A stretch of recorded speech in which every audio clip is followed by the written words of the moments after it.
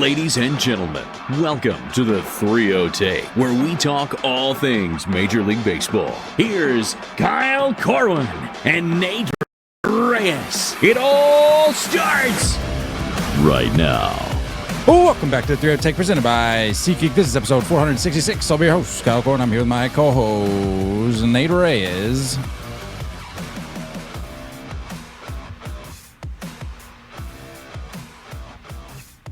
Nate. Road game for us today. Yeah, this is a road. This isn't like a home road. This isn't a home. This is road. Yeah. Myrtle Beach, Cali. Ontario, California, which I didn't know. I thought that was just in Canada. That's not a real place. Yeah, Ontario. You're in Ontario, California? That's not a real place. I guess it's near Rancho Cucamonga. That's where I know that we were there.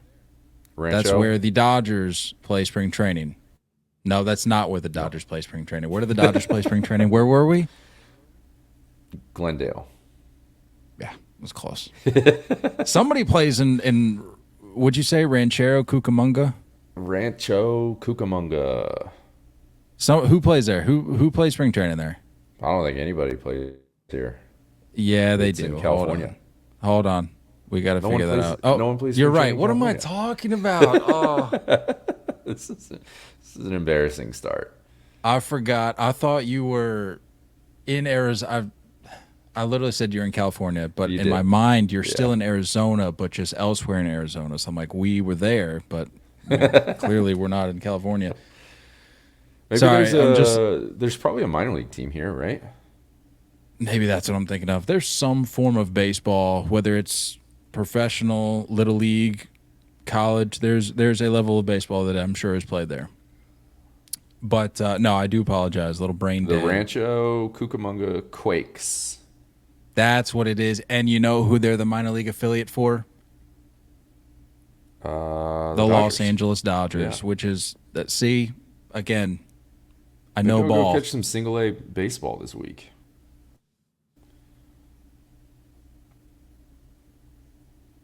Not. I doubt it. I doubt you're going to make your way over there. No, do apologize. As I was saying, a little brain dead though, because I've fully disengaged. I've fully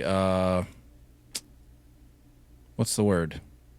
I've just essentially cut ties with the 2024 Red Sox. I said last episode, playing 3-game set against the White Sox this weekend. I said if they lose a game. The question was, are they dead? Are the Red Sox dead? I said if they lose a single game. I got if you remember, I put out the video. I got up real close and personal with the camera. I said I looked you right in the eye. I said if they lose a single game, they're done. And what do they go out and do today? They take the first 2 games of the series, Friday and Saturday, and then they drop game 3. I mean, they milked out as much hope as they could this weekend for me, and then they're like, yeah, no, we're trash. So 4 back in the wild card. Yeah, that explains why I was a little mentally slow there off the top, just not really being able to put 2 and 2 together because I'm checked out of the Sox. So now as you can see, if you're watching. Giving up a 7 spot, too. That's tough. We don't need to talk about it. As you can see, if you're watching the video, shout out YouTube, shout out possible Instagram reels that come out of this. I got Grimace behind me. I'm fully in on the Mets today. And even then, I came in expecting or hoping or planning, whatever verb you want to use there, to talk about the Mets and their winning streak. And then what do the Mets go out and do? They can't even do anything right. They go out and drop Sunday's finale. So... kind of killing the vibes there as well. I was planning to come in and give them some props because they've been playing. They were playing 1,000 winning percentage baseball coming into today. So that was going to be an easy headliner, and then they go out and drop the finale to the Reds. So we're still going to talk about it. We're still going to talk about the Mets because. They're hanging on, and they fall into the category of not dead yet, which is something that we've talked about with the Tigers as of late. We talked about the I think probably a week ago from today, we were talking Cubs in that same regard. Mm-hmm. So I mean, they're just hanging around, they're kicking it around, and I think today, I want to say the Blue Jays were either up or tied with the Braves, and then I think the Braves pulled it out in extras. So keeping that spread close as well between the Mets and the Braves. But what I mean, I'm just gonna go ahead and ask you, because you and I have very similar thoughts on the Mets. What do you feel about this little run the Mets have gone on? What do you think this does for their hopes going into the middle of September? I mean, overall, like they're doing what they're supposed to be doing.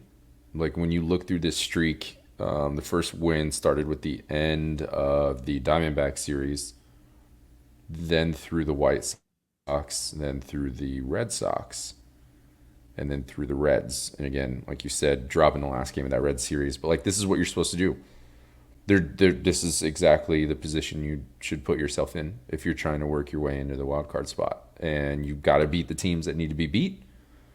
And that's what they did. They're doing well. It's going to be a tough second half of September though. Like September is going to be rough for them. It's Phillies. You got a little break with the Nationals. It's Phillies again. It's Braves, and then it ends with the Brewers. So there's no laydowns here. And when you're talking about, maybe the Phillies have somewhat of like a checked out series out of the two series. Same with Blue Jays, but like, the Braves are going to play them well and the Brewers are going to play them well. So currently holding that last, or they're tied for that last spot with the Braves. The Cubs just like don't. Anything the Cubs did this weekend against the Yankees was very like the Yankees just played poorly and allowed some runs given up. Like it's all it was. It didn't. The Cubs just don't really show me anything. I don't get any good vibes. I mean, there was the most energy I've seen out of that fan base was when Anthony Rizzo was coming up and they were giving him a standing up. So, in my mind, this is really a two-team race. It's the Braves and the Mets. Like that's the way I view this. But the Mets been doing what they should be doing. And I can't believe I would even get to the point of saying this, but at this rate, at this stage in the game, I almost feel like baseball deserves the Mets as that spot, as that wild card spot at this point, because the Braves fans have told us all season long. The fact that we're even here is a miracle because we have no legs to stand on right now. We have nobody that is healthy that is able to contribute any sort of meaningful in any sort of meaningful way right now. So it's like, well, if that's the product that you're hoping to send to the postseason, it's like, well, what kind of quality of baseball are we going to get if that's the case? I know. I agree.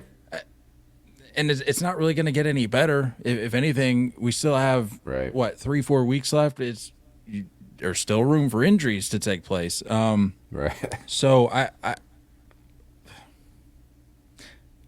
I guess given that we do still have a few weeks left, there is room for possibility that this Mets train runs out of steam a little bit, and they're in a way limp into the postseason. But as we've said before, you just got to get into it. But going back to my original point of the two teams, I think the Mets would have potential, most likely, to give you better quality baseball. At this rate, so I don't think so. And looking at the streak that they I mean, like I said, they just snapped it. But on this 9-game winning streak, they had outscored their opponents 44-16. Francisco Lindor did have a 16-game hitting streak that came to an end, but he's bumped his on base streak to 35. I want to say he bumped it to 36 a day. However, the rough news that come out of Mets camp this weekend was Jeff McNeil obviously fractured his wrist on a hit by pitch on a very peculiar hit by pitch. I gotta say, I mean, the loopiest of curveballs just caught him at the wrong place at the wrong time.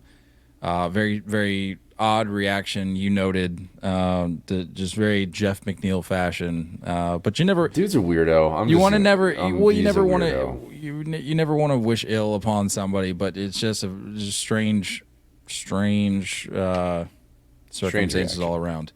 Yeah. But he is likely out for the rest of the year. It is possible he makes a return to the lineup should they make a run into the bowels, the depths of October. But I'm not holding my breath on that. So Yeah. it's very possible, likely even that we've seen the last of Jeff McNeil in 2024. Yeah. 72, I think, miles an hour is what I saw. It's like 72 or 74, something like that. It's just like the perfect spot to get hit in, where I do believe he has like a hand guard, right? Yeah, Didn't have a think wrist guard, obviously, that's what I'm but, saying. like, It just got him in the wrong place at the wrong time. He even Yeah. said, he was like, "Yeah, I really didn't feel anything. Didn't really hurt me." So he was like, "I'm shocked that I'm missing time." So Yeah. that's just one of those freak baseball accidents. But all in Yeah. all, I mean, you want to talk injuries with the Braves? It certainly doesn't help the Mets case. But to put a bow on it, I do think at this point the Mets just have a better product to offer as we approach the last few weeks here. So anything can happen, but Yeah. either way, I'm just gonna go ahead and can I make a claim here? Drop a little bit of a hot take. Sure. Not really a hot take. Neither team, should they get in, is going to do anything of note. It's that simple. It's just a matter of what kind of baseball we're going to be able to take away from whatever team gets in for the first series, maybe two. I beyond mean, they're that, going to be dealing with like a very hot offense in the Diamondbacks. So, right? I can never remember how the layout goes. Well, I mean, the 2 and 3 play each other. yeah, but we don't know who's going to have the top seed anyway, so it's Yeah, but it's I mean, all the Padres, speculation at this point. Yeah, it is for sure. I mean, there's still time. Padres are currently in that spot, but either way, you're dealing with either the Padres or the Diamondbacks, and yeah, I don't know, man. I don't have a ton of faith in it. I don't have a ton of faith in the Mets pitching. Offensively, it seems like they kind of just make things happen and squeak stuff out, but I don't. Yeah. And then, like, what happens when the Braves, you throw Chris Sale, and then it's just like, then what? So neither of these teams, I think, are going to make a huge dent. And it is what it is. It's just how it goes. But this is like the reality of Manfred postseason baseball. You're going to have teams that are going to earn a spot, and I don't know. Maybe they get hot. You never know. No, stop. Teams get No, hot. no. It's just like There's a I reality don't of know. this is the reality of the expanded postseason baseball, and this is Yeah. also a reality of the NL East in 2024 as we've seen it play out. Yeah. Let's switch gears here though. Let's talk Matt Chapman. Weird timing, huh? That was at like Very midnight, weird. Yeah, right towards after the end we of recorded last- last. Yeah, it was like Wednesday or Thursday, I think. So it was after we recorded last, like you said. But 6-year, $151 million contract extension to stick with the Giants. I got to say, I did see one headline. I don't know if you saw it, but it was something to the effect of like top names are now looking to play with the Giants now that Chapman is returning to San Francisco. And I'm like, pump the brakes. Of the extensions we've seen in the last handful of years, I don't think I've seen a headline with that that lays that out with any of these guys. Yeah. But all of a sudden, Matt Chapman puts pen to paper, and it's like, hold on, I've got to make my way to San Francisco in 2025. Nobody said that. Yeah. Who's feeding this lie to the media? Is this a Boris thing? What has he done? Nobody's here? saying that. feel like it's been somewhat forgettable, right? What, this year for Chapman? Yeah. He's hitting 249. Well, entering Sunday, he's hitting 249, 22 jacks, 69 ribbies, and an OPS of 778. Which is 47th in the league, by the way. Yeah. I don't know of anybody that's dropping their bags, or rather picking up their bags, or should I say planning to pick up their bags and leaving for San Francisco to join Matt Chapman. I just don't see it. I mean, good on him. It's okay. I mean, good on him though. He bet on himself. He went out and got a contract that he was seeking. What was he seeking in the this past offseason? That's what I was trying to find, actually. Because you said it was 6 years, 150. 151. So he, like, as I was saying, he bet on himself. He went out and got a fat contract. I still don't think it matches or is even anywhere close to what he was seeking in the offseason. But, good on him. He went out there. He, like I said, bet on himself, got his bag. But I don't. We're looking at the same situation with the Giants where it's like, what are we doing? Like, yeah, he's 31. I think defensive metrics have actually started to go down as well. It's strange. The Giants again, dude. Like, I'm trying not to sound so negative this episode, but the Giants, they just feel like there's money burning a hole in their pocket, and they just willing to throw it at anybody, and in like an aimless, weird kind of way too. Like, don't get me wrong, I love me some Matt attempts. Chapman defense, but like I don't know, like you said, if I'm willing to part ways with $151 million just to keep it around. Yeah, that comes out to like 25 million change per year, which nowadays is like semi-affordable. It's not that bad, but it's like, what are you expecting at that point out of a 35, 36, 37-year-old third baseman, where like offensively the numbers are, I'm not going to say like middle of the road, but like if you're going to call it like, I would say middle of the road to like bottom half of your middle of the lineup guys that you're seeking, that most teams are going to be seeking. Like he's not anything super special, and you can even see that like a Nolan Arenado lately in St. Louis, like you're going to see defensive metrics go down a little bit. Then you're like, are we going to get those same offensive numbers to justify this dollar amount? And so far in St. Louis, like I bet a lot of Cardinals fans are like, no, we're not feeling great about this. Well, I mean, Nolan is he's having like a pretty down year. I don't think the regression was supposed to hit that hard.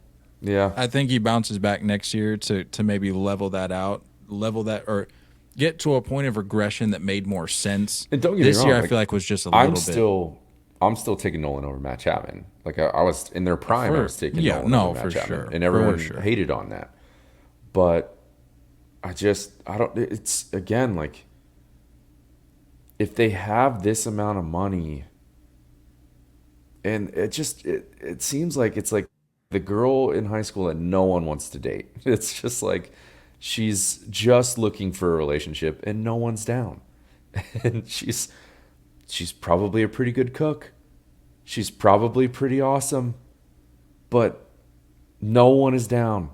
And it's just like the amount of rejection that the Giants get over and over and over. And it's just like, I hate to call Matt Chapman like scraps, but he kind of is when you're talking about like the names they've tried to go after and failed at. He's kind of the scraps. And well, I mean, yeah, with every year that passes, that I guess that would be more of an accurate statement because, like we said, he's going to be 37 when this deal's over. So, like, what? I mean, Does he make it to the end of that contract with the Giants? Probably not, but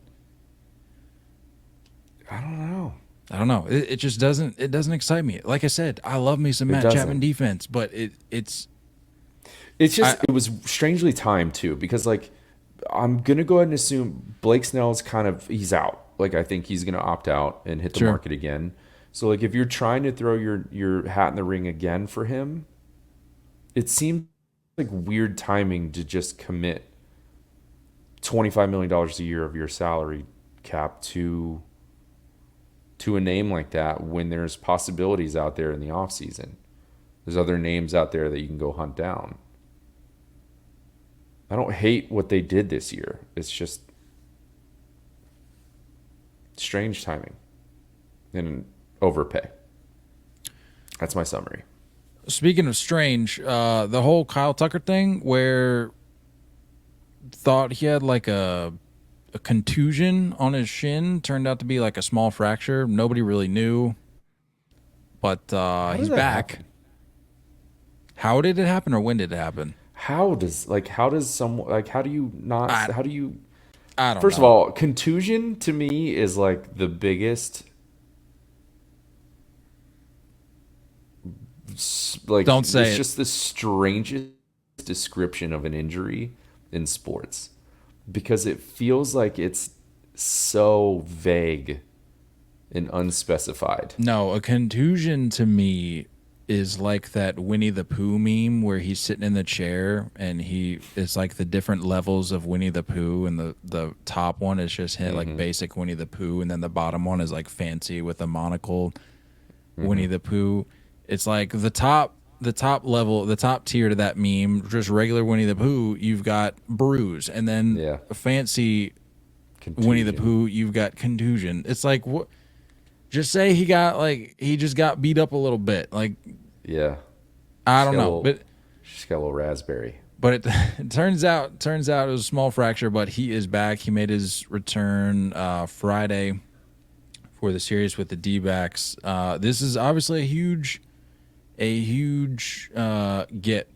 And when I say get, they obviously didn't have to do anything to acquire him. They just had to wait it out. I think it was over 3 months. They've been out without Tucker, and it just sucks too because let's remind everybody was like in the MVP conversation. I was just about to say, he was at the time of that injury being put on the shelf. He was in that conversation. So this will be huge for a team that we say it every time.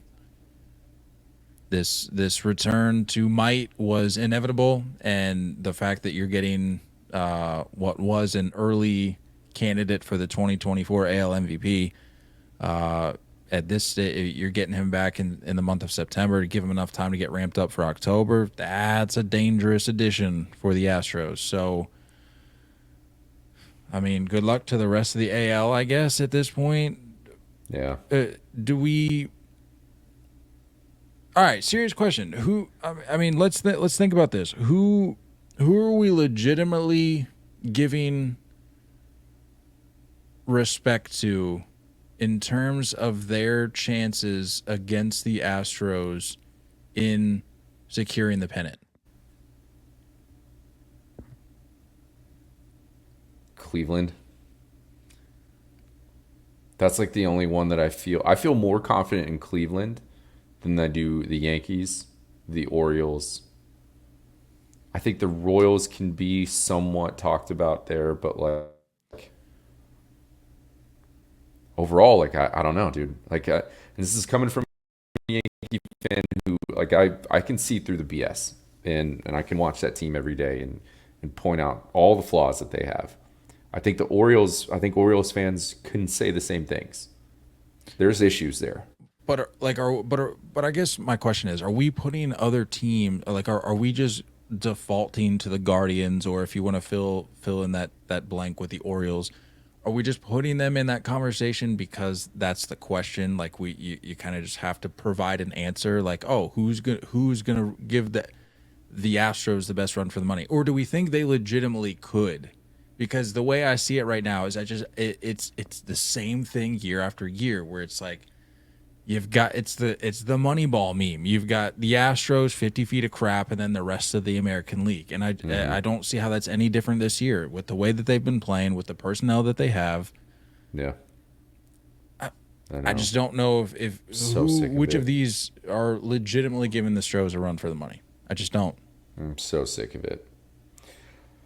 I mean, there's teams like the Yankees and the Orioles, when hot, when going well, can. But you just don't know. It's like a flip of a coin of what you're going to get in certain aspects, right? Like it's a flip of the coin of the defense and the pitching that you're going to get from the Yankees. It's a flip of the coin of offense randomly shutting down for the Orioles and their pitching. The Astros, just what they've done, I mean, if you take out the month of April, they've dominated. They've dominated. And it's just like, it's the norm. I'm so sick of it. I'm so sick of it. No, dude. I mean, I think they're very much in the ALCS, at least. And that's what I'm saying. You make a valid point. When hot, Yankees, teams like that, the Yankees, the Orioles, they can certainly serve as a threat. But to your point, that's a flip of the coin. Yeah. Across the field in that other dugout, in that other clubhouse, the Astros, they're not as much of a flip of a coin, if certain. at all. Yeah. I hate it. I'm sick of it. I don't Who know, knows, man? Like what year is it gonna be when we're not talking about the Astros like this? Because it's every single season. I don't know. I mean, you got Verlander that's close to done.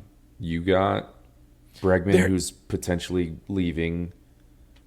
You know what I mean? They're talking about not even giving Verlander like I'm seeing I shouldn't say they. I'm not saying the Astros are discussing this. Maybe they are, but I've seen the question floated around like, should the Astros give Justin Verlander postseason starts? And it's like, the fact that we can even have that conversation and still consider them like fine or a shoe into the ALCS shows you the state of the team and where they're at right now and the way they're playing and have been playing all year.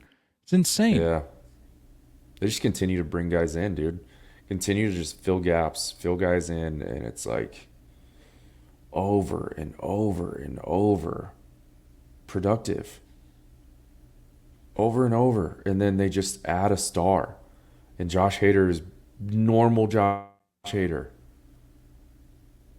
I did watch, I know you're not a huge fan of him, but the Trevor May does stuff on TikTok where he does like breakdowns and stuff. Mm-hmm. Yeah. And he talked about how like Hader's grip gets like different life out of his pitch that I believe it was his sinker.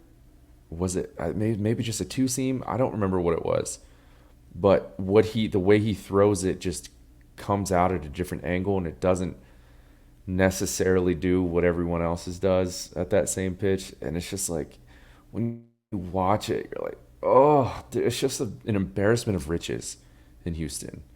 And like you said, like they're doing all of this without Kyle Tucker. You know, throw him back into the lineup. You give him 2 weeks to get right. And then the postseason is going to be the typical postseason that they always have. And it's just like you have guys emerging on the scene like Ryan Blanco that are just like, okay, like you're another stud to the rotation. It's just a really like well-run organization in so many different aspects. And it makes me annoyed and jealous. Speaking of a rotation, speaking of a well-run organization, the Dodgers are set to get Yoshinobu Yamamoto back on Tuesday. He is poised to make a start against the Cubs. Has been out since June 16th, has made 2 rehab starts at the AAA level, and what is day? Is set for Tuesday. Tuesday. Ooh, yes, it's Imanaga. It's going to be Imanaga and Yamamoto. That's sick. That's on purpose. It has to be on purpose. So we're gonna have Imanaga, Yamamoto, and Otani all on the field at once. That's dope. Love that. Tuesday's a must-watch game. There you go. We may even just skip our weekend series to watch. That may just be like if you watch one game this week, watch Dodgers Cubs. That's so cool. That's so sick. Is that really what it's showing? Yeah. It's on TBS too. Yeah, this is all on purpose. Yeah, for sure. And don't forget Seiya Suzuki too. Like, dude, there's gonna be. What time is that in Japan? Probably like 4 a.m. I don't know. They're gonna be locked in though. That's dope. Oof, love that. Yeah, but this is big for the Dodgers. I mean, we've been talking for the last month, well, for a majority of the season, but especially the last month, talking about the state of the rotation. And this is one less question mark that you got to deal with, because I think I saw they have decided to or recently just put Gavin Stone on the IL. So that's something that you have to deal with, something that you have to take into account moving forward as, again, we approach the middle of the month here with just a few weeks left. Yeah.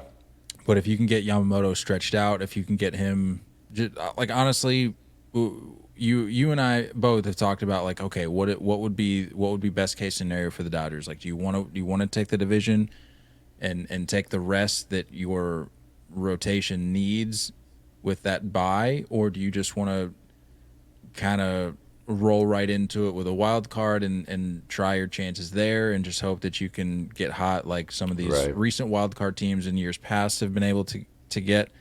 But either way, just use the rest of September to, like, forget results with Yamamoto. Just get him stretched out again, get him back healthy. And to my original point, that's one less question mark you have to worry about. Yeah. Once the calendar flips. So this is what it feels like with every, like, superstar coming back. I won't say superstar, but every like piece to the puzzle just slowly rejoining, right? Like, we've seen what Muncy coming back has done. We've seen what Tommy Edman, like, finally getting an opportunity to be in a Dodger uniform, has done.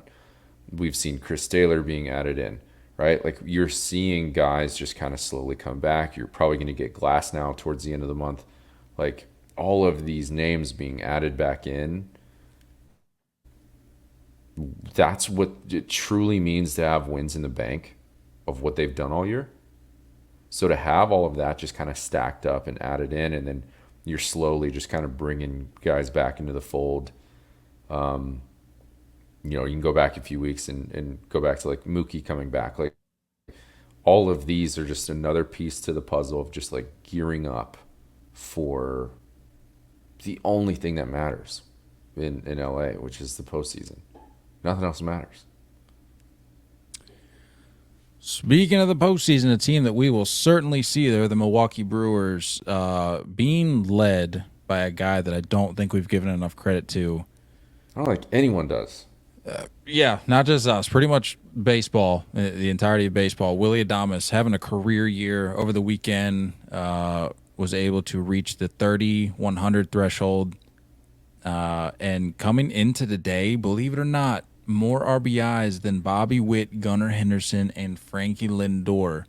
I did see a nugget floating around out there that said Willy Adames is the only primary shortstop in the National League with a season of 30-plus homers and 100-plus RBIs, in addition to, and this is, I guess, going back all time, Willy Adames, obviously this year, Trevor Story back in 2018, Troy Tulowitzki, and Ernie Banks.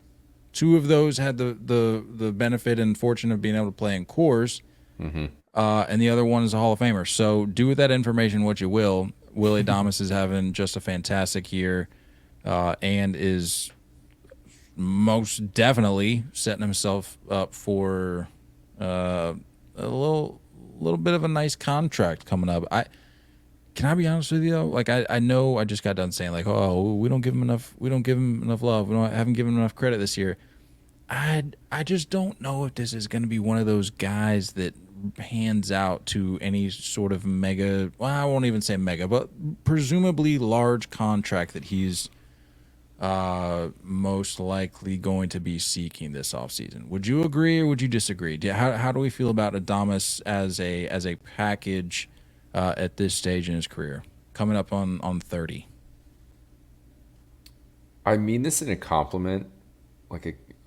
I mean this as a compliment because you and I had discussions about it for a while, that at the time we felt like he was probably the best shortstop in the AL. He gives me Xander Bogaerts vibes, where he just quietly puts up numbers and probably doesn't get a ton of respect as he's doing it. And I could also imagine a similar fall off the way Xander has in San Diego. But overall, like when you look at, just look at numbers. He's also going to get to 30 doubles. He's at 29 right now. He's probably going to get to 20 stolen bases. He's at 18. It's just overall efficient. He's playing every day. He's played 142 games this year. Like this is a massive reason why the Brewers are where they are.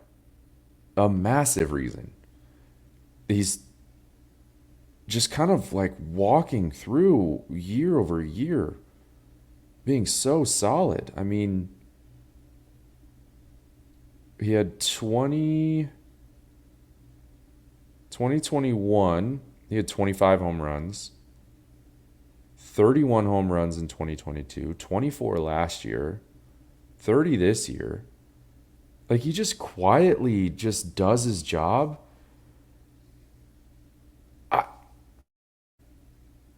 I feel more MVP vibes than Frankie Lindor here. I'm not going to sit here and say he should be the MVP because I don't think Frankie Lindor should be the MVP. But this gives me the same argument that all Mets fans want to say. Same argument is like, oh, the Mets wouldn't be here without Frankie Lindor. I don't think the Brewers would be here without Willy Adames. And it just makes you wonder, like, I'm sure the Dodgers for the last few years, because the Dodgers have been linked to him of like, every deadline, like every offseason, like, should they go get their shortstop? Should they go get him? And it makes you wonder, like, are they kicking themselves for not pulling the trigger and just giving the Brewers what they asked for? Because this deserves a lot more respect, not to mention the 808 OPS this year. This man's doing everything right. And I don't know defensive metrics, but I'm going to go ahead and assume he's pretty solid there too. Is that a fair comp though? Like that's very hot take-ish of you to say maybe possibly more MVP vibes than Frank Lindor, because the season Frank Lindor has been putting up is nothing to turn your nose up at by any stretch. But I don't think that means you have to take anything away. In saying that, I don't think that means you have to take anything away from Willy Adames. I think each of them can, or we can view each of them as having great seasons respectively in their own rights. And you made a good point. And doing things for their respective teams in the Brewers and the Mets that has led their teams to the points in which they're at. The Brewers obviously much better off right now than the Mets are, but the Mets, you take Frank Lindor out of the equation for really any length of time this season, we're not talking about the Mets right now. It's as simple as that. So these are very similar numbers. These are very similar. Then I don't know. Like, do we pull the East Coast bias card then? Like, what is it about Willy Adames that's not getting the recognition? The OPS, or that's leading to him not getting the recognition that he deserves. Yeah, it's Milwaukee for sure. Like, you just get lost. You just get lost there. The Midwest, dude. But I mean, there are certain numbers. Don't get me wrong. Like the OPS is a little bit higher on the Frankie Lindor side at 837. Strikeouts are a little bit lower, but Adames also has more RBIs. They're around the same category or same neighborhood with stolen bases, doubles. They're going to be pretty close in numbers. I think it's just the voice of Mets Twitter that's probably giving me the overreaction status. I think that I'm going to attach to Frankie Lindor. Don't get me wrong; it's a very good year. It's just, I don't know, the same way we toss around GOAT too much too often.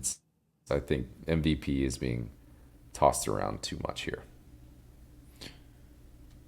This is just kind of right off the top of the dome here, but you could make a comp between Frankie Lindor and Taylor Swift. Great in their own rights. Sure. They bring a lot of value to their respective industries, but at a certain point, you almost just get kind of tired of hearing about it. Sure. And that's no fault of their own. Yeah. But it's like when there's a group of people, whether it be Swifties or Mets fans, that want you to know about the individual that they are cherishing at this moment in time, they're gonna do what they have to do to make sure that message is received. Yeah. And so we are going to continue. Say what you will. We are going to continue to get the Frankie Lindor MVP narrative shoved down our throat until November, until the award is handed out, and then presumably after that as well, assuming the ruckus of being upset. Yeah. Yeah. If he doesn't lock it in, then we're gonna hear about it. But that's just how they roll in Queens, I suppose. Talk about the golden age of shortstops, though. I mean, we could work our way around the league here. That might be a fun little segment for the off season. Do a little deep dive into the year of the shortstop that we've witnessed this year. This is impressive. Like going forward too. I don't think there's going to be a fall off. There's some really, really good shortstops, and maybe that's where Adames kind of gets overlooked a little bit as well. It's just the depth of talent at the shortstop position. But overall, both really good years. Both between Frankie and Willy. Really, really good years. Curious to see what kind of bag Willy gets. What I'm hearing you say is that Frankie Lindor is one of, if not the worst shortstop we've ever seen, and that Shohei is undeserving of the MVP, and that we should give it to Willy Adames. That's what I'm hearing you say. I'll leave it up to interpretation to our listeners. They can parse that out how they please. But as we mentioned off the top here, this is a road episode for us. I'm wearing Yankee white. I'm in a beach house right now. You're in a hotel room. So I think you're clearly. I'm clearly hanging out with Grimace. I'm a bug flying around a bucket of baseballs. Yeah. No, but the plan was to just kind of get in and out here. Didn't want to spend too much time. Given that we are fighting the fight that is the shaky Wi-Fi that tends to haunt us around this time of year when we're out of town. But you got anything else for the folks before we get out of here? I'm done with oven mitts. I'm done with the oven mitts. Let's be done. They're sticking out of the back pocket. It looks ridiculous. The amount of guys that I've seen overslide the bag because they can't grab it with their fingers. I'm done with it. How many guys? Are you really jamming your fingers that much? Are we scraping your hands up that much? Enough is enough. I'm so tired of the oven mitts. Hate them. Outside of that, I'm good. I'm feeling good. Oh, so, good. Yeah. Okay. Yeah. We're good. Glad to hear you're doing well. Outside of that is good. I did take a dip in the Pacific Ocean yesterday. That must have been miserable. No, it's actually really, really nice. It was like, apparently, like, this is the hottest weekend in California in who knows how long. I heard it was like 114 or something this weekend. I think up here, yeah, because we're like up in the hills a little bit now, but when we were in like Newport yesterday, it was like 95. Yeah, it's been hot here. So you best believe went swimming in the ocean. A little freaky. There's around sunset too, so like it's big time, just the shark hour, But I did it. My closing thought here, as dinner time approaches us, and sounds like the fam downstairs is getting a little more rowdy, so we'll get out of here. But my final thought is that, speaking of the heat in California, I've been seeing how some of the California teams are giving away like water bottles. It was either today or like in the coming days or something. Yeah. As if it's like this grand gesture where it's like, hey, pick up your voucher for a free water bottle. It's like, are you really like? I mean, good on you, I guess, for like letting folks know that that'll be available. But did you really have to go out and make a graphic for it and post it on social media? Like, just tweet it out that, hey, we're gonna have water here and you can grab one on the way in. Don't pretend like it's this big grand gesture that you're helping out us peasants by giving us a free water bottle. And I did see that some of the teams are giving away Dasani, and then some of the people in the replies were like, I'm good, thanks. Actually, I'll go without the water. Yeah, I'll drink from the sprinkler outside instead. Thanks, though.